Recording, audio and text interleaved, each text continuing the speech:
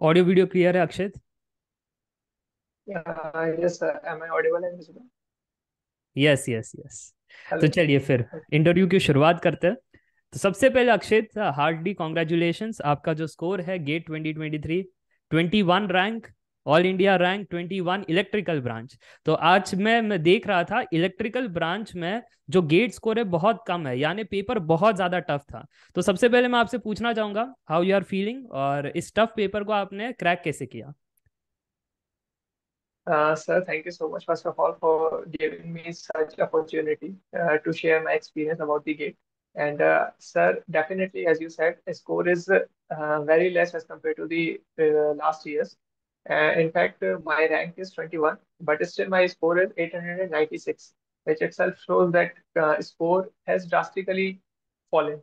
तो पेपर तो काफी टफ था एंड रिव्यूज भी ऐसे ही थे। जैसे ही एग्जाम से मैं निकल के बाहर आया था, रिव्यूज भी मैंने सुने थे और मैंने खुद भी एनालाइज किया था पेपर में बैठ के कि definitely paper was quite tough. And रही बात सर कैसे क्रैक किया, तो that is the whole process. I think जिस प्रोसेस से मैं पिछले 2 साल से गुजर रहा हूँ, उसी का नतीजा है कि ये मैं क्रैक कर पाया हूँ सर। स्टूडेंट्स को पता ही होगा आपका चेहरा, एक ने आई गेस दो बार उन्होंने इस चैनल पर देखा है। So definitely Akshit is repeater for the GATE 2023। तो कोई स्ट्रैटेजी, कोई ऐसी चीज जो आपने सीखी प्रीवियस ईयर से, जो आप इम्प्रूव करते गए, जिसकी वजह से रैंक भी इम्प्रूव होते गए? सर फर्स्ट ऑफ ऑल मैंने जब पहला अटेम्प्ट दिया था 21 में, तो मेरा थर्ड ईयर था। एंड मुझे केवल 5 महीने का ही टाइम मिला था उसको प्रिपेयर करने के लिए। सितंबर से मैंने स्टार्ट किया था, सितंबर 2020 से। लॉकडाउन था, घर पे थे, तो थोड़ा टाइम भी मिला लकीली। उसका थोड़ा सा यूटिलाइज मैंने किया। तो बहुत ज़्यादा सब्जेक्ट में नहीं कर पाया था। Maths, aptitude, and then electrical के core which is machine, power system, power electronics, network and signal, and subject was controller. तो केवल मैंने ये सब्जेक्ट किए थे और उसके बेसिस पे ही मैंने 342 रैंक ली थी। That was all because of my accuracy. So and the same thing मैंने कंटिन्यू किया था फाइनल ईयर में भी, बिकॉज कुछ सब्जेक्ट में मैं अपने आप को कंफर्टेबल नहीं फील कर पा रहा था। तो रेदर देन गोइंग फॉर दो सब्जेक्ट, मैंने उन्हीं सब्जेक्ट पे फोकस किया, उन्हीं को मास्टर करने की कोशिश की जिसमें मेरे को कॉन्फिडेंस थोड़ा सा था। तो अगेन मैंने 22 पे भी फुल सिलेबस नहीं किया था। और उसके बाद भी एक्यूरेसी ही इस बार भी की थी। एंड देन लास्ट ईयर मैंने ईसी का भी पेपर दिया था। तो ईसी का, एज यू नो, आपकी ब्रांच भी इलेक्ट्रॉनिक्स एंड टेलीकम्युनिकेशन ही रही है। तो उसका जो कोर है वो ईडीसी है, कम्युनिकेशन है एंड ईएमटी है। तो ये तीन सब्जेक्ट की आई थिंक वो गेट में, ईएससी ईसी के गेट में लगभग 30 मार्क का वेटेज रखते हैं। एंड वो मैंने छुआ भी नहीं था। राइट। सो मेरी प्रिपरेशन केवल 70 मार्क्स की थी, but again the accuracy was there. तो उस 70 में से मैंने 62 मार्क्स स्कोर किए थे और उसके बेसिस पे मेरे को 75 रैंक मिल गई थी। तो जो मैंने अभी तक सीखा है अपनी जर्नी से, कि एक्यूरेसी ज्यादा मायने रखती है rather than attempting more number of question. As you know, इस बार तो गेट का पेपर इलेक्ट्रिकल का आई थिंक काफी टफ आया था। एंड अदर थिंग इज, मेरी तैयारी भी नहीं थी इस बार, टू बी वेरी ऑनेस्ट। क्योंकि ऐसा आपको भी पता है, जैसे मैं अभी जॉब कर रहा हूँ गेल इंडिया लिमिटेड में, लास्ट ईयर के गेट स्कोर से। सो जॉब के साथ वैसे भी थोड़ा सा मुश्किल था मैनेज करना, but still I thought that ठीक है। 20 my age is 21। So I thought that 21 age is not an age to settle down. मतलब I am fortunate that I got such a great and decent job at the age of 21। लेकिन मुझे सोचना चाहिए कि अगर 21 में मुझे इतना अच्छा जॉब मिला है, तो मुझे यहाँ पे रुकना नहीं चाहिए, मुझे थोड़ा और अटेम्प्ट करना चाहिए। तो मैंने ईएससी के बारे में सोचा था। बट अगेन डिस्ट्रक्शन तब आया जब यूपीएससी ने अनाउंस किया कि वो आईआरएमएस का एग्जाम लेंगे स्टैटिक। तो फिर आईआरएमएस के लिए मैंने प्रिपेयर करना शुरू किया। 2 महीने मैंने उसके प्रीलिम्स भी दिए, तो मैंने अपना टेक्निकल थोड़ा सा पीछे छोड़ दिया। एंड देन लास्ट दिन वो डिसाइड करते हैं कि फिलहाल तो हम आईआरएमएस नहीं ले रहे हैं। तो मेरा 2 महीना ऑलमोस्ट बेकार ही गया था। I wasted my 2 months for the IRMS. तो मेरा टेक्निकल पीछे छूट गया था। अब बचे थे मेरे पास केवल 5 दिन गेट के लिए। तो वो काफी डिमोटिवेटिंग था मेरे लिए। तो उन 5 दिन में मेरे पास कोई ऑप्शन नहीं था। मैंने सिर्फ अपने शॉर्ट नोट्स उठाए, कुछ मैंने अपने दोस्तों से मांगे क्योंकि मेरे नोट्स घर पे रखे थे टेक्निकल के। तो अपने दोस्तों से मांगे, टेलीग्राम से सर्च किए, एंड केवल 3 से 4 दिन मैंने वो शॉर्ट नोट्स ही रिवाइज किए हैं। हाँ, कॉन्सेप्ट क्योंकि मैं एज यू नो मैं 2 अटेम्प्ट दे चुका था, तो मेरे को कॉन्सेप्ट तो हमेशा से माइंड में रहते ही हैं, मुझे केवल ब्रशअप करना था। तो वो 3-4 दिन मेरे लिए काफी रहे। प्रैक्टिस मैंने की नहीं थी, टेस्ट सीरीज थी नहीं, तो मैं तो बस जाके एग्जाम में बैठ गया था होपलेसली। एंड एग्जाम मैंने जब देखा तो मुझे लगा भी था, क्योंकि पेपर वॉज क्वाइट टफ। तो बट मुझे इनिशियल फीलिंग ऐसी आई क्योंकि मेरी तैयारी नहीं है, तो शायद मुझे टफ लग रहा है। एंड मैंने अटेम्प्ट भी केवल 44 क्वेश्चन किए थे। बाहर जब मैं निकल के आया, तब मैंने सुना कि नहीं, paper was definitely quite tough. तो मुझे लगा था कि ठीक है, 44 पे भी इतनी बढ़िया रैंक की उम्मीद तो मुझे नहीं थी। लेकिन हाँ, इतना था कि अगर एक्यूरेसी मैं इस बार भी सही करता हूँ, तो अंडर अंडर 200 और अंडर 100 में डेफिनेटली क्रैक कर सकता हूँ।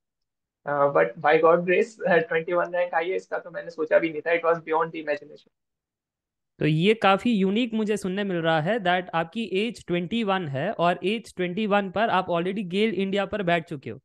मतलब यस। 21 की एज में स्टूडेंट्स इंजीनियर्स बेसिकली सर्च करते हैं कि हमारा पैशन क्या है, या हमें करना क्या चाहिए, या पढ़ाई आगे बढ़ने के लिए वो सोचते हैं। तो आप एकदम से सब कुछ करके बैठ चुके हो कि हमारा एग्जाम भी क्रैक हो गया है, इंटरव्यू भी हो गया है, नौकरी भी हो गई है। चलो बहुत बढ़िया है। तो आपने पहले अटेम्प्ट में भी बढ़िया ही किया था। सेकेंड अटेम्प्ट में आपका ये कहना है कि आपने 3 सब्जेक्ट अगर छोड़े भी थे इसी में, तो भी आपका रैंक जो है वो अंडर 100 था। सो ये भी एक यूनिक चीज है जो यस। स्टूडेंट्स को पता होना चाहिए कि नेसेसरी नहीं है अगर सारा का सारा सब्जेक्ट पढ़ेंगे तब अंडर 100 आता है या अंडर 200 आता है। अगर आप स्ट्रैटेजी बनाएंगे और एक स्ट्रैटेजी के हिसाब से चलेंगे और एक्यूरेसी 99% के हिसाब से रखेंगे, तो भी ये चीजें बन जाती है, अंडर 100 रैंक आ सकता है। तो ये आपकी स्ट्रैटेजी से पता चल रहा है। और कुछ मैं जरूर जानना चाहूंगा कि गेट आपने पहले कब सुना था, मोटिवेशन आपका क्या था और फ्यूचर प्लान्स क्या है। सर मैंने 2018 में अपने कॉलेज में एंटर किया था। Kamla Nehru institute of technology, KNIT Sultanpur से मैंने बीटेक किया है। तो वहाँ पे मेरे स्कूल सीनियर भी थे जो वहीं से बीटेक कर रहे थे। तो वो मेरे से 2 साल सीनियर थे। तो सबसे पहले उन्हीं का गाइडेंस मुझे मिला था, वैभव सर उनका नाम था। वो मैकेनिकल ब्रांच को बिलोंग करते थे। तो उन्हीं से मैंने गेट के बारे में सुना था। देन एक और सपोर्टिव सीनियर मेरे रहे, इलेक्ट्रिकल ब्रांच से ही थे, शौर्य सर। तो इन दोनों का मेरे को काफी सपोर्ट रहा। तो जो इनिशियल इंट्रोडक्शन था गेट से, वो मेरा सीनियर्स के थ्रू ही हुआ था। तो मुझे आई थिंक फर्स्ट ईयर से ही, फर्स्ट सेमेस्टर से ही मुझे पता था कि मुझे गेट के लिए ही जाना है। बट मैंने फर्स्ट ईयर से ही इसके बारे में सोचना शुरू नहीं किया था। तो जैसे हम लोग आज थोड़ा सा ऐसा परसेप्शन बन गया है कि अगर आपको कोई भी कॉम्पिटिटिव एग्जाम क्रैक करना है या गेट जैसा एग्जाम क्रैक करना है, तो आपको एकेडमिक्स को थोड़ा सा साइड में रख देना चाहिए। बट वो ऐसा नहीं था। मैंने सोचा था कि मुझे एटलीस्ट अपना सीजीपीए भी डिसेंट सा सीजीपीए मेंटेन करना है। तो मैंने पहले 2 साल तो अपने एकेडमिक्स पे ही फोकस किया था, जो भी अपने कॉलेज स्टडीज थी उस पर फोकस किया था। तो उसकी वजह से मेरा 9.66 सीजीपीए भी मेंटेन हुआ लास्ट ईयर तक। तो वो भी मेरे को एक फायदा मिला। मेरे को यूपी में एकेटीयू में गोल्ड मेडल भी मिला, केवल उसी की वजह से, क्योंकि मैंने 2 साल स्टार्टिंग में अपने सीजीपीए को मेंटेन किया, कॉलेज स्टडी पे फोकस किया। देन फोर्थ सेमेस्टर में जब मैं था, तो एज यू नो कोविड का पैंडेमिक आया था, लॉकडाउन लग गया था। तो हमारे पास कोई और ऑप्शन भी नहीं था, कॉलेज हम जा नहीं रहे थे, फिजिकल क्लासेस अवेलेबल नहीं थी। तो ऑनलाइन कोर्सेज को मैंने सर्च किया था। और उसी टाइम पे आई थिंक 21 में ही आईआईटी बॉम्बे ने ये डिक्लेयर किया था कि थर्ड ईयर भी अटेम्प्ट दे सकते हैं। तो मैंने रात में मेरे को ये न्यूज़ मिली थी। तो अगले दिन मैंने जुलाई में, आई थिंक ये न्यूज़ आई थी, तो मैंने जुलाई में डिसाइड किया था कि ठीक है, अब चूंकि मेरे को चांस है तो मुझे अटेम्प्ट देना चाहिए। बट उसके बाद अगस्त में मेरे चूंकि कॉलेज एग्जाम थे, तो मैंने सितंबर में स्टार्ट किया था। मुझे 5 महीने मिले थे। तो मैंने जितना हो सकता था उतना मैंने सब्जेक्ट को अटेम्प्ट करने का ट्राई किया था, लेकिन मैं पूरे सब सिलेबस के पीछे भागा नहीं था, क्योंकि मुझे पता था it is just third year attempt. तो अगर मैं अपने आधे सब्जेक्ट भी कर लेता हूँ, that will be more than enough. But हाँ, लास्ट के 1 मंथ में थोड़ा सा मैंने स्ट्रेटेजी को अपना मोल्ड किया था। जितने सब्जेक्ट मेरे हो चुके थे उसकी प्रैक्टिस मैंने की। उसके बाद मैंने सोचा कि पिछले 5 साल के पेपर्स को मैंने एनालाइज किया था, कि जो सब्जेक्ट मेरे बचे हुए हैं उनमें से किन किन पोर्शन में से फ्रीक्वेंटली क्वेश्चंस आ रहे हैं। तो जैसे कि पावर इलेक्ट्रॉनिक्स मैंने पूरा नहीं किया था। लेकिन मुझे पिछले 5 साल के पेपर से ये ट्रेंड पता चल गया था कि डीसी डीसी कन्वर्टर जो कि चॉपर कहलाता है, उसमें से क्वेश्चन वेरी फ्रीक्वेंटली पूछे जा रहे हैं। तो मैंने उस टॉपिक को कवर किया था। सिमिलरली मैंने एनालॉग नहीं किया था, बट मैंने ये देखा था कि ओपैम से क्वेश्चन ज्यादा आ रहे हैं, तो मैंने लास्ट के 2-3 दिन में ओपैम को जल्दी जल्दी से कवर कर लिया था। तो उस वजह से मैंने अपने कम से कम 6 से 8 नंबर बढ़ा लिए थे। और जैसे 6 से 8 नंबर में आई थिंक 400 से 500 रैंक का अंतर आ गया था केवल उसी वजह से। तो मुझे लगता है ये स्टूडेंट को पॉडकास्ट बहुत हेल्प करेगा, सिर्फ इसलिए नहीं कि आपकी जर्नी क्या थी, बट जो आपका थॉट प्रोसेस है। थॉट प्रोसेस ये है कि हमने पूरा सिलेबस कवर करने के पीछे नहीं भागे, क्योंकि श्रेनिक सर तो कहती है सिलेबस इज लाइक ओशियन, अगर आप डायरेक्शन नहीं पकड़ोगे तो भटक जाओगे। तो तुमने एक डायरेक्शन पकड़ी, वो डायरेक्शन थी प्रीवियस ईयर पेपर एनालिसिस। जहां पर ज्यादा जी फ्रीक्वेंसी है उस कॉन्सेप्ट्स को थ्रू आउट पढ़ो, इन एंड आउट, उसके सारे के सारे वैरायटी सॉल्व कर लो। और आप हो भी एनआईटी से, स्मार्ट हो ही पहले से, तो आपने वो पूरा सा, कोई कोई स्टूडेंट ऐसे होते हैं इंजीनियरिंग में पढ़ते नहीं है, तो उनके लिए बेसिक से जाना यही एक ऑप्शन हो जाता है। अगर बेसिक से जाएंगे नहीं तो फिर तो खत्म ही हो गए, क्योंकि बीच के चैप्टर्स भी उठाने के लिए तो पहले के बेसिक्स पता होने चाहिए। सो आई गेस आपके पहले से ही बेसिक्स अच्छे थे, so you can pick up, cherry pick the frequently आज टॉपिक्स, और उसको आपने मास्टर कर लिया। And this is how you build, और फिर बाद में उसको कंबाइन करके आपने एक साथ स्ट्रेच में पढ़ा होगा, राइट? सर, आपने भी तो अपने क्लास में कई बार ऐसा फोकस किया था इस चीज पे। आपने एक पिरामिड बताया था क्वेश्चंस का, कि 70% ऑफ क्वेश्चन तो इजी टू मॉडरेट लेवल के ही होते हैं, एंड 70% ऑफ द पेपर तो आपका रिवीजन से ही हो जाता है। तो मैंने अपने रिवीजन पे फोकस किया था। और एक बार आपने और बताई थी कि हाँ, क्वेश्चन रिपीट नहीं होगा बट कॉन्सेप्ट जरूर रिपीट होता है। तो उसी स्ट्रेटेजी को मैंने फॉलो किया था। प्रीवियस ईयर के पेपर को एनालाइज किया था कि कौन सा कॉन्सेप्ट बहुत ज्यादा फ्रीक्वेंटली पूछा जा रहा है, उसी के अराउंड इस बार भी क्वेश्चन आएंगे। तो एटलीस्ट अगर उनमें से इजी टू मॉडरेट लेवल का क्वेश्चन आता है वो मुझसे मिस नहीं होना चाहिए। डेफिनेटली अगर कोई हार्ड क्वेश्चन आता है तो वो सभी के लिए हार्ड होगा, बहुत ही कम लोग होंगे जो उसे अटेम्प्ट कर पाएंगे, बट अगर इजी टू मॉडरेट आ रहा है तो वो मुझसे मिस नहीं होना चाहिए। ये भी बहुत इंपॉर्टेंट है जो स्टूडेंट्स 2024 के लिए प्रिपेयर कर रहे हैं, दैट गेट एग्जाम कोई रॉकेट साइज एग्जाम नहीं है, उसके नाम में ही एप्टीट्यूड है। यानी आपको फोकस करना है बेसिक्स एंड फंडामेंटल्स पर। डरना नहीं है कि पेपर टफ था, पेपर टफ था, अगर टफ है तो सभी के लिए, और आसान है तो सभी के लिए, तो उसका तो टेंशन नहीं लेना है। स्ट्रैटेजी एक अच्छे से फॉलो करनी है जैसे आपने की थी। और ये इंपॉर्टेंट भी है, रिवीजन बहुत बड़ा फैक्टर होता है। और जो फ्रीक्वेंटली आस्क क्वेश्चंस है हर पेपर का अलग होता है, जैसे ईएससी भी लिखोगे, उनका जो फेवरेट टॉपिक्स है वो अलग होगा गेट से, और अगर कोई और पीएसयूज में भी जाते हो तो उनका अलग होगा। तो ये इंपॉर्टेंट है। अब जैसे आप कह रहे थे पीवाईक्यूज आपने एनालाइज किए, तो कोई स्पेसिफिक बुक्स आप रेफर कर रहे थे कॉन्सेप्ट्स के लिए और पीवाईक्यूज के लिए? सर, मुझे ऐसा लगता है कि थ्योरी के पीछे बहुत ज्यादा भागने की जरूरत नहीं है, कि अगर हम डिफरेंट बुक से उठा के केवल थ्योरी थ्योरी पढ़ते जा रहे हैं उसका कोई मतलब नहीं है। आपको जैसे मैंने मैथ्स एंड एप्टी में आपका कोर्स किया था, तो क्लास नोट्स आर सफिशिएंट। ऐसे ही मैंने और भी एजुकेटर से जो भी मैंने सब्जेक्ट्स पढ़े थे उनके मैंने केवल क्लास नोट्स ही लिए थे फॉर माई रेफरेंस। इसके अलावा मैंने किसी और टच भी नहीं किया, क्योंकि तो अगर analyze करेंगे 100 नंबर के 60 क्वेश्चन ही अगर आपको 7 से 8 नंबर का ही अगर आएगा तो थ्योरी आएगा। Otherwise most of the question तो न्यूमेरिकल ही आने हैं। तो उतना कॉन्सेप्ट हर फैकल्टी आपको अपने क्लास नोट में दे देती है, तो थ्योरी के लिए मैंने कोई और बुक रेफर नहीं की थी। सिमिलरली अगर बात की प्रैक्टिस की, तो जैसा कि एक डीपीपी रहता है हर क्लास में, तो उसमें काफी क्वेश्चन होते हैं।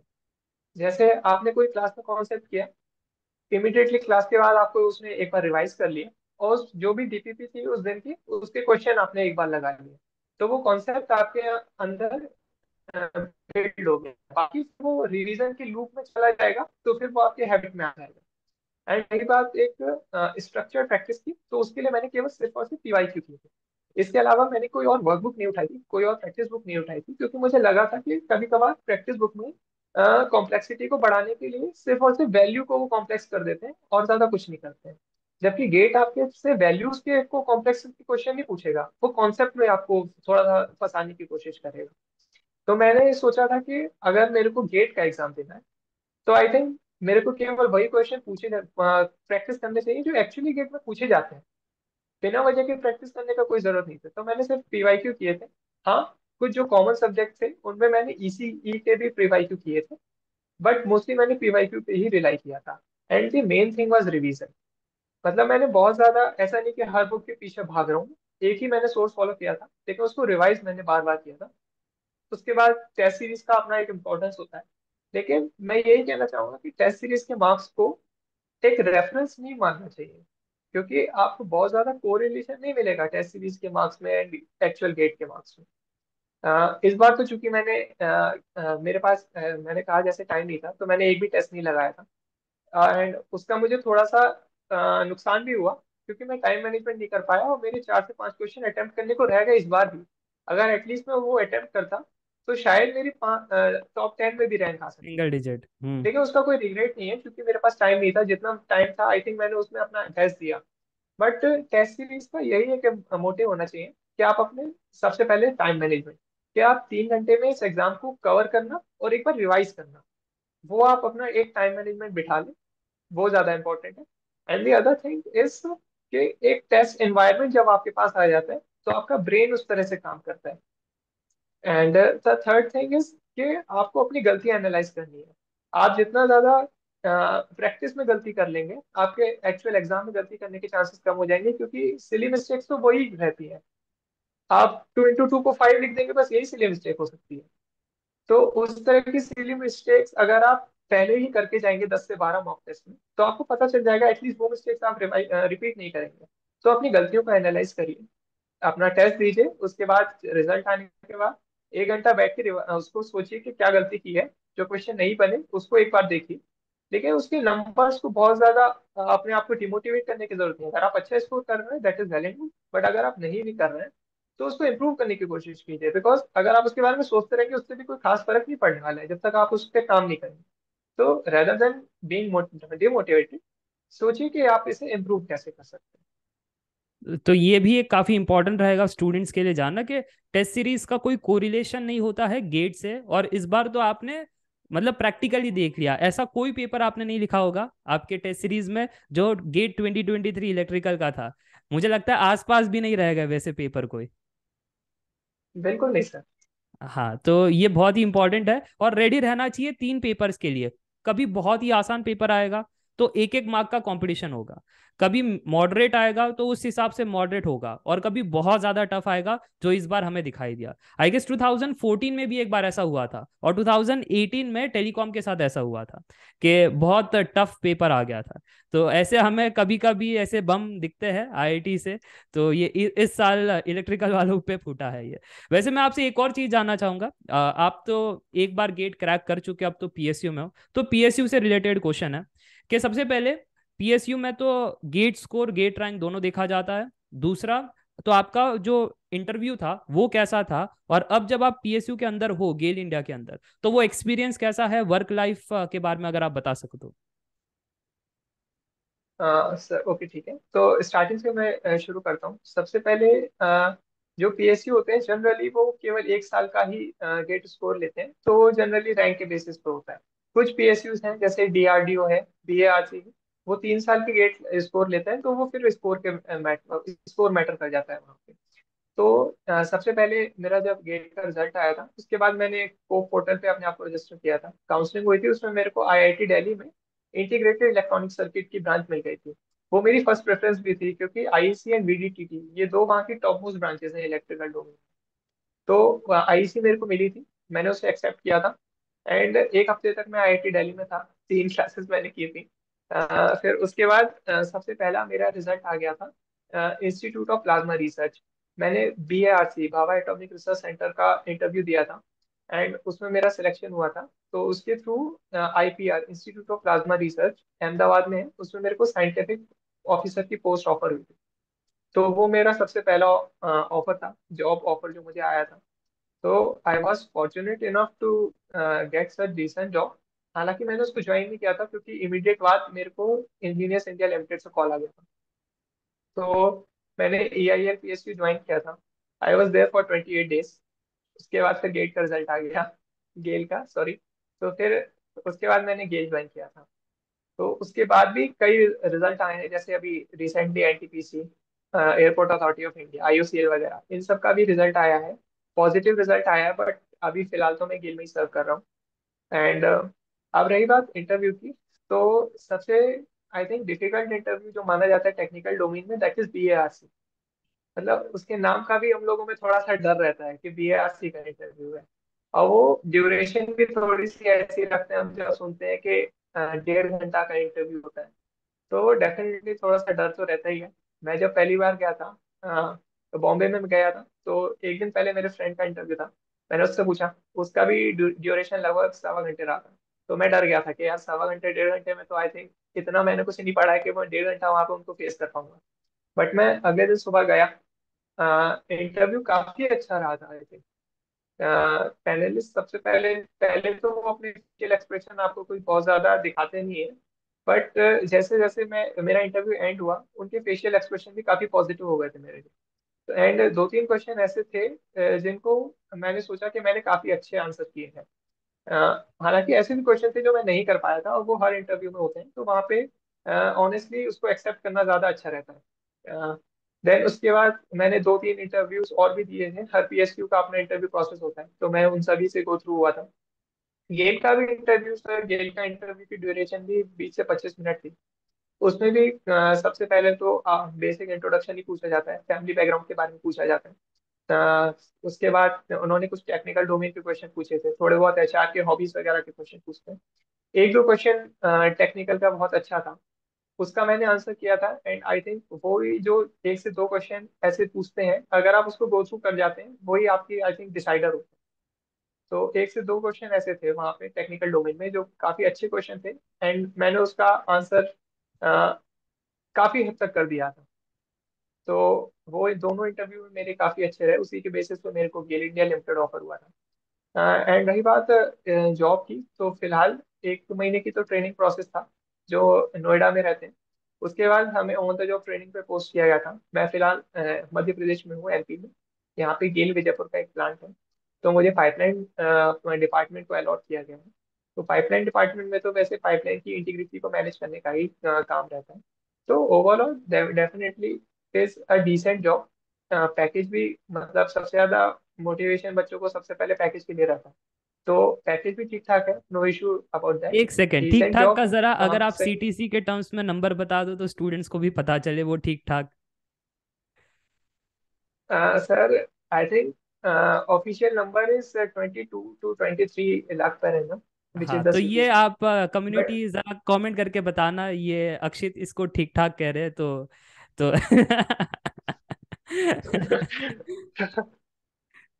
आई थिंक इस पे काफी कमेंट आने वाले हैं। बट हाँ, हाँ। हाँ सर, क्योंकि काफी सारे पर्क्स वगैरह भी मिलते रहते हैं। वेरी फ्रिक्वेंट यहाँ पे कुछ और भी कई सारी चीजें उसमें इन्वॉल्व रहती हैं। तो हाँ, मतलब पैकेज तो काफी अच्छा है, मैं यही कहूंगा, ठीक ठाक नहीं कहूंगा। बट काम, हाँ, रही बात जॉब की, नेचर ऑफ जॉब की, तो वो भी काफी अच्छा है।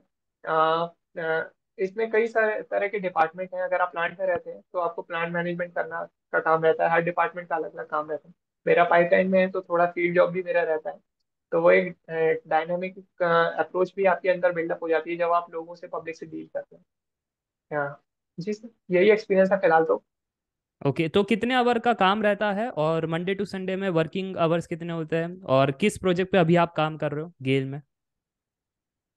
ओके सर, तो 6 डे वीक होता है, सेकेंड सैटरडे ऑफ होता है। एंड अगर वर्किंग आवर्स की बात करें तो 9:15 से स्टार्ट होता है एंड 5:45 तक। बट कभी कभार आपको 6:15, सम टाइम, डिपेंड करता है वर्क की इंटेंसिटी के ऊपर। तो वो कोई हार्ड एंड फास्ट रूल नहीं है। एंड रही बात अगर काम की, तो फिलहाल एज अ सच मैं पाइपलाइन डिपार्टमेंट में हूँ। तो पाइपलाइन डिपार्टमेंट का मेन जो काम रहता है सर, क्योंकि हम लोग जानते हैं ये गैस की पाइपलाइन, नेचुरल गैस की, तो काफी एक्सप्लोसिव चीज है वो, इन्फ्लेमेबल चीज है। तो अगर पाइपलाइन की इंटीग्रिटी को मैनेज नहीं किया जाता है तो एक सेफ्टी रिस्क हमेशा इसमें रहता है। तो इंटीग्रिटी को मैनेज करने के लिए जैसे कि सबसे बड़ा अगर कोई खतरा हो सकता है पाइपलाइन के लिए है, तो वो है कोरोजन। तो उस कोरोजन को प्रोटेक्ट करने के लिए कैथोडिक प्रोटेक्शन का सिस्टम होता है, तो वो पाइपलाइन में इलेक्ट्रिकल डोमेन के अंडर आता है। इसके अलावा सर और भी इलेक्ट्रिकल इंस्टॉलेशन है, उनका मैनेजमेंट करना, ये सब इलेक्ट्रिकल डिपार्टमेंट में है।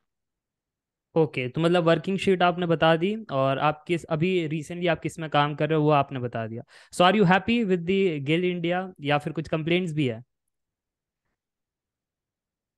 नहीं, इसमें कंप्लेंट्स नहीं है, मतलब डेफिनेटली काफी डिसेंट जॉब है, काफी अच्छी जॉब है। एंड हर जॉब के सिर्फ प्रोज एंड कॉन्स होते हैं, कोई भी जॉब आपकी परफेक्ट नहीं हो सकती। In fact the best job in India is IAS, but उसके भी अपने अलग चैलेंजेस हैं। उसमें भी आपको किसी दिन फ्रस्ट्रेशन होगा, किसी दिन आपको खुद पे प्राउड भी फील होगा। तो हर चीज, हर जॉब के, हर चीज के अपने अलग चैलेंजेस होते हैं, उनको एक्सेप्ट करना चाहिए। बाकी जो चीज है आपको करना चाहिए, एज आई सेड, 21 मेरी एज है, तो 21 is the age which is not to be settled down. तो आई एम प्राउड दैट 21 की एज में मैं गेल इंडिया जैसे कंपनी में जॉब कर रहा हूँ। डिसेंट जॉब है, बहुत अच्छी जॉब है। बट मेरे पास अभी काफी टाइम है, आई थिंक मेरे पास 7 से 8 साल है और एक्सप्लोर करने के लिए। अगर मेरे को इससे भी बेटर अपॉर्चुनिटी मिलेगी, I would look forward to it. But अगर रही बात गेल की, definitely it is a decent job. In fact PSU तो काफी लोगों का ड्रीम जॉब भी रहता है, तो उस हिसाब से काफी लोग इसके लिए 2-2 3-3 साल तैयारी कर रहे हैं, तो उस हिसाब से तो बहुत अच्छी जॉब है। नहीं, क्योंकि मैं कई बार ऐसे सुन लेता हूँ कि पीएसयू में जो चले जाते हैं फिर कहीं ना कहीं उन्हें ऐसा लगता है कि गेट में तो हम बहुत सारा एफर्ट लगाते थे, अब वो हैबिट बन जाती है कि रिगरस मेहनत करने की। और कहीं ना कहीं पीएसयू में आने के बाद उतना रिगरस मेहनत नहीं होता है, तो कहीं ना कहीं एक साल उनको ऐसा लगता है कि एक ट्रांजिशन होने जा रहा है। जो हमारी बहुत दिन रात की मेहनत थी अब वैसा नहीं करना है, अब थोड़ा सा अलग माहौल होगा। तो मैं वही जानना चाहता था कि आपने वो ट्रांजिशन फील किया, और इसलिए क्या आप वापस से कहीं ना कहीं कॉम्पिटिटिव एग्जाम या फिर अदर एक्टिविटीज या कुछ और चीज में इन्वॉल्व रहते हो या नहीं? सर ये बात तो बिल्कुल सही है, क्योंकि जब हम प्रिपरेशन मोड में रहते हैं, that is the best place. क्योंकि उस टाइम पे आई थिंक हम अपने ऑलमोस्ट 100% पोटेंशियल को यूटिलाइज कर रहे होते हैं। दिन में 8 से 10 घंटे, कभी एंड मोमेंट पे 12 से 14 घंटे भी हम लोग सेटिंग लगा रहे होते हैं। तो एक रिग्रेस जो हार्डवर्क होता है, जो प्रोसेस होता है, उसके हम हैबिचुअल हो जाते हैं। उसके बाद एक सडन शिफ्ट होता है जहाँ पे आपको ऑलमोस्ट एक फिक्स्ड आवर्स है, उनमें आपको काम करना है। तो डेफिनेटली एक शिफ्ट तो होता है माइंडसेट में। बट और वो इशू मेरे साथ भी है, मतलब I am not a different one, क्योंकि मैं भी उसी एक प्रोसेस से होके आ रहा हूँ। तो हाँ, ये शिफ्ट हमेशा आपको रहता है, but this is a process. क्योंकि आपको कहीं ना कहीं जाके तो सेटल डाउन करना ही है। हर जॉब का यही चीज होती है। आई मीन आपको सेटल डाउन करना ही पड़ेगा, सिस्टम का पार्ट बनना पड़ेगा। रही बात सेटल डाउन होने की, तो डेफिनेटली चूंकि मेरी आदत है थोड़ा सा स्किल को अपग्रेड करते रहने की, तो अभी भी ट्राई कर रहा हूँ। अगर मेरे को कुछ और मिलेगा और बेटर अपॉर्चुनिटी मिलेगी, तो डेफिनेटली उसके लिए हमें अटेम्प्ट करना चाहिए। नहीं, मैं इसलिए ये क्वेश्चन पूछा था कि स्टूडेंट्स को बस ऐसा ही लगता है कि ये अगर प्रॉब्लम, अभी मेरे पास प्रॉब्लम है कि नौकरी नहीं है, अगर नौकरी मिल गई तो सारी प्रॉब्लम सॉल्व हो जाएगी। वो कहा जाता है ना बचपन से, ये कर लो तो जिंदगी सेट हो जाती है। तो वो भी एक देना था कि अगर हम गेल इंडिया में भी अगर चले जाते हैं या कोई पीएसयू में भी, तो चैलेंजेस हर जगह रहते हैं, हमें प्रॉब्लम सॉल्वर बनना है। यही गेट एग्जाम भी हमें सिखाता है और जीवन में इसी को अप्लाई करना है। गेट एग्जाम में थे तो प्रॉब्लम्स अलग थी, गेट एग्जाम के बाद प्रॉब्लम्स अलग होगी, मैरिज जब होगी और उसके बाद एक नई प्रॉब्लम होगी। तो ये सब प्रॉब्लम सॉल्वर बनना बहुत ही इंपॉर्टेंट है रादर देन कंप्लेनर। क्योंकि बहुत सारे स्टूडेंट्स ऐसे होते हैं मेरे इसमें जो कहते हैं सर हम रूरल साइड से है तो हमारे पास इंटरनेट नहीं है, तो उनकी एक अलग प्रॉब्लम। जिनके पास इंटरनेट है वो कहते हैं सर हमारे पास वाईफाई नहीं है, उनकी अलग प्रॉब्लम। जिनके पास वाईफाई है वो कहते हैं सर इतने सारे टीचर किसको फॉलो करे, उनकी प्रॉब्लम। और जो पूरा का पूरा वाईफाई लेकर बैठे वो मन में कहते हैं ऑफलाइन वाले अच्छे हैं क्योंकि उनको तो एक ही टीचर है, क्लासरूम है, उनको पीयर्स मिल जाते हैं, हमें तो कोई नहीं मिलता। और जो ऑफलाइन वाले वो कहते हैं कोई भला 9 घंटा एक स्ट्रेच में पढ़ सकता है। तो ये जो है प्रॉब्लम की साइकिल, तो उन्हें एक थोड़ा सा पता होना चाहिए that we have to be a problem solver, नहीं तो बस ऐसे ही हम प्रॉब्लम्स प्रॉब्लम्स खेलते रहेंगे।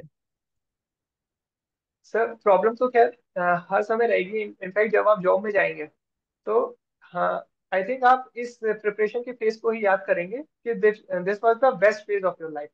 क्योंकि चैलेंजेस आपको जॉब में भी मिलेंगी, एंड जॉब में आपके साथ कई तरह के कंस्ट्रेंट भी आ जाते हैं, डेफिनेटली। तो एंड जब आप प्रिपरेशन फेज में होते हैं, आप अपनी मर्जी के मालिक होते हैं। आपको रोज एक मोटिवेशन मिलता है, आप अपनी डेली टारगेट सेट करते हैं। और जब आप रात में सोने से पहले उन टारगेट को, चेकलिस्ट को कंप्लीट करते हैं, तो एटलीस्ट रात में जाते टाइम आपके ब्रेन में थोड़ा सा एक रहता है कि एटलीस्ट मैंने आज का टारगेट पूरा किया। बट जॉब में होता है वो, उसमें अलग तरह के चैलेंजेस होते हैं, आपके पास कुछ कंस्ट्रेंट्स भी होते हैं। कभी कभार आप फ्रस्ट्रेटेड भी फील करते हैं, कभी कभार आप बहुत ज्यादा खुश भी महसूस करते हैं। तो वो एक चैलेंजेस, एक शिफ्ट तो हमेशा आता ही है। बट जिस फेज में अभी आप, इसीलिए मैं कभी भी रिजल्ट ओरिएंटेड तो मैं आज तक नहीं रहा हूँ। उस प्रोसेस को एंजॉय करना चाहिए। अभी 365 दिन आप हार्डवर्क कर रहे हैं गेट गेट के रिजल्ट के लिए। तो जरूरी नहीं है कि आप उस गेट एक मोमेंट पे खुश होने के लिए आप अपना 1 साल बर्बाद करें। उस 1 साल के प्रोसेस को आप एंजॉय करिए, क्योंकि रिजल्ट तो आपके हाथ में है ही नहीं। तो control the controllables, and controllables is your effort. आप अपने एफर्ट को एंजॉय करिए, अपने प्रोसेस को एंजॉय करिए, रिजल्ट विल फॉलो। ये बहुत आपने सही बात कही है, और thank you for being unfiltered. मैं मुझे ऐसा लगा था कि आप शायद कुछ बातें नहीं बताओगे, बट आपने ऐसा नहीं किया। अगर आपने प्रिपरेशन की बात है तो आपने उसमें भी खुल के बोला है, और आफ्टर गेट जो है गेल इंडिया की जो जॉब है उसमें भी आपने सही डायरेक्शंस बताए हैं कि दोनों साइड होता है, दोनों साइड आपने रखे हैं। और यही मेरा एक टास्क होता है कि स्टूडेंट कम्युनिटी तक सारा इन्फॉर्मेशन जाए, जो प्रोज है वो प्रोज भी, जो कॉन्स है वो कॉन्स भी। ऐसा उन्हें नहीं लगना चाहिए कि that Akshit was a special, उनके साथ सब अच्छा अच्छा हो रहा है, he is the lucky one. ऐसा नहीं होना चाहिए, उन्होंने भी हार्ड वर्क की है, उन्होंने भी वो कोरोना का फेज देखा है। ठीक है, तो ये सारा इंपॉर्टेंट है, स्ट्रगल्स उन्होंने भी किए हैं, पढ़ाई की है। So it's not that easy, है ना। हाँ, इट्स गुड कि आपने 21 के एज में जो मुकाम हासिल किया है, surely inspiration for all the engineers community. ये तो कमेंट में प्रीवियस वीडियोस में भी हमने देखा था that you are appreciated a lot. तो यही चीज है that you are an inspiration, and yes, congratulation once again. अब देखते हैं, हम ऐसे ही कनेक्टेड रहेंगे आगे भी। आपकी जो स्टोरीज है पोस्ट गेट, जैसे आपने बताया कि गेल में रैंक काउंट किया जाता है, आपका वर्किंग लाइफ एनवायरनमेंट, और जो ठीक ठाक सीटीसी थी वो भी स्टूडेंट ने सुन ली है। तो मैं चाहता हूँ कि ऐसी स्टूडेंट्स मोटिवेटेड रहे, दैट ये 22 लाख वो भी कहे एक दिन के सर हमें भी ठीक ठाक सीटीसी मिली है। And it will make me also proud कि चलो, ये मुकाम पर आने के बाद money is no more motivation, काम को वो एंजॉय कर रहे हैं, काम में आगे बढ़ना चाहते हैं। एंड ये मुकाम भी होना चाहिए, और वो तभी समझ में आता है when you start to earn. जब तक नहीं कमाते तब लगता है कि बहुत बड़ी चीज है, जब कमा लेते हैं तब लगता है क्या ही बड़ी चीज थी। ठीक है, सो इट्स गुड। और and it was a very healthy discussion. आखिरी में कुछ 5 मिनट में आप कोई दो important tip for the GATE 2024 aspirant कुछ देना चाहो तो। सर सबसे पहले तो क्या बहुत ज्यादा रिसोर्सेज के पीछे जाने की जरूरत नहीं है, अपने रिसोर्सेज को लिमिटेड करिए। थ्योरी के लिए आपको इधर उधर रेफरेंस बुक बहुत ज्यादा पढ़ने की जरूरत नहीं, क्लास नोट्स पे रिलाई करिए। क्लास नोट्स को बार बार रिवाइज करिए, फ्रीक्वेंट रिवीजन करिए। क्योंकि अगर आपके ब्रेन में वो चीज़ डेवलप नहीं होगी तो पेपर में जाके उसको रेप्लिकेट करना काफी मुश्किल हो जाता है। आप हर चीज वहाँ पे डिराइव नहीं कर सकते, इवन आप डिराइव कर भी सकते हैं तो भी एटलीस्ट आपको पीछे का बैकग्राउंड स्टोरी पता होनी चाहिए, वो सिर्फ रिवीजन के थ्रू आती है। दूसरी बात ये है कि सिलेबस के पीछे नहीं भागना है, एक्यूरेसी के पीछे जाना है। जितना ज्यादा आप एक्यूरेट रहेंगे अपने एग्जाम में उतना ज्यादा आपको बेनिफिशियल रहेगा। थर्ड चीज इज प्रैक्टिस। तो प्रैक्टिस आपको रिगरस प्रैक्टिस करनी है, लेकिन अननेसेसरी प्रैक्टिस नहीं करनी है। ट्राई करिए कि जिस स्टैंडर्ड के क्वेश्चन गेट में पूछे जा रहे हैं उसी पे रिलाई करें। Best resources PYQ. जितना ज्यादा आप पीवाईक्यू को समझ लेंगे, जितना ज्यादा आप उसको एनालाइज करेंगे, कॉन्सेप्ट रिपीट होंगे, आप फेमिलियर आपको लगेगा पेपर में जाके कि आप काफी ज्यादा फेमिलियर है इस तरह के क्वेश्चन से। तो प्रैक्टिस करिए, टेस्ट सीरीज पे फोकस करिए, बट नंबर्स पे फोकस मत करिए। अपनी गलतियां सुधारिए, गलतियों को इम्प्रूव करिए। जितना ज्यादा आप इम्प्रूव करेंगे, सिली मिस्टेक्स को अवॉइड करेंगे, तो उतना ज्यादा आपको फायदा रहेगा। I think rest will settle down. Okay, so thank you अक्षित, बात करके मजा आया। एंड मेरा भी ये फर्स्ट टाइम है this year I am conducting podcast with the toppers. तो आपने देखा ही होगा, आप तो मेरे साथ बहुत पहले से जुड़े हुए हो। सो आपकी फीलिंग कैसे रही, ज़रूर यस से आप बताना। Sir, definitely. मैंने 2020 में ही नवंबर में मैंने सितंबर में मैंने ओवरऑल प्रिपरेशन स्टार्ट की थी। तो मैंने अपना पहले कोर्स कंप्लीट किया था। कोर्स जो भी इलेक्ट्रिकल के सब्जेक्ट मुझे करने थे। उसके बाद मैंने maths FT I think November last में दिसंबर से स्टार्ट किया था आपके कोर्सेज के थ्रू। तो मैथ्स मैंने सबसे पहले किया था। एफटी मुझे ऐसा लगा था कि मेरा थोड़ा स्ट्रॉन्ग पार्ट है। तो कुछ कॉन्सेप्ट जो ऐसे थे जिसमें मैं अपने आप को थोड़ा वीक समझता था, सिलेक्टिवली मैंने वो किया था।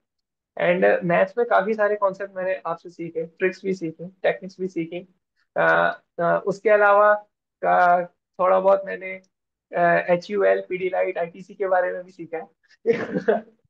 Stock market. जी बिल्कुल। तो हाँ, काफी मैथ्स के लेसन तो मिलते ही हैं, बट काफी इंपॉर्टेंट चीज है लाइव लेसन मिलना। एंड उसी में आपने शायद इसका जिक्र किया था कि आप प्रोसेस को एंजॉय करिए rather than the result. And उसी में से मैंने ये कॉन्सेप्ट भी निकाला था दी क्वेश्चन पिरामिड, कि 70% क्वेश्चन तो इजी ही आने, मॉडरेट ही आने, तो उस पर फोकस किया जाए रेदर देन की going for the hard topics और हार्ड क्वेश्चन। रिवीजन का आपने इम्पोर्टेंस मेरे को क्लास में पहले बताया ही है। इसके अलावा प्रीवियस ईयर क्वेश्चन का इम्पोर्टेंस किसी से छुपा नहीं है, आपने बताया था। एनालाइज करिए, क्वेश्चन रिपीट नहीं होगा बट कॉन्सेप्ट जरूर रिपीट होगा। तो डेफिनेटली सर, एक्सपीरियंस तो बहुत अच्छा था मेरा। आपके चैनल पे भी मैं 2 बार फीचर हो चुका हूँ, आई थिंक ये थर्ड टाइम है। So definitely, sir, it was really a nice association with you, and I hope it will continue in the same manner. Surely, और स्टूडेंट कम्युनिटी को भी आपसे इस पॉडकास्ट से ज़रूर बहुत हेल्प होगी। और ऐसे ही हम फ्रीक्वेंटली मिलते रहेंगे, ताकि आपकी जो फ्यूचर आप जो बनने वाले हो और भी अलग अलग मुकाम पर जाने वाले हो, तो हम चाहते हैं कि स्टूडेंट कम्युनिटी के साथ वो भी शेयर हो आपके एक्सपीरियंसेस, क्योंकि यूनिक होता है, सभी के ऐसे एक्सपीरियंस नहीं होते। आपको और ज़्यादा एक्सपोजर मिलेंगे, क्योंकि आप 21 हो, you can do many things. ये तो बस शुरुआत है, मैं सच बता रहा हूँ। Yes, so thank you for joining in this podcast and Yes, sir, yes, definitely. That's it. चलो, Thank you so much, sir. Thank you very bye bye. much. Bye, sir. Have a nice day. Same to you.